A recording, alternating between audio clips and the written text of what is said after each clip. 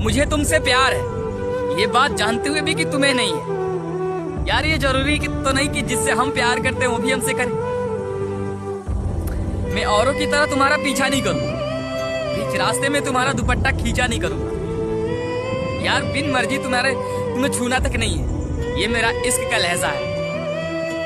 ये मैं नहीं चाहता कि तुम कदम कदम पे डर के चलो, मैं चाहता हूं कि तुम डट के चलो।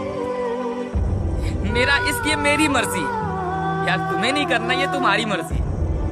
मेरी माँ कहती है कि किसी लड़की को डराना ना धमकाना, अगर बात ना करे तो मनाना ना।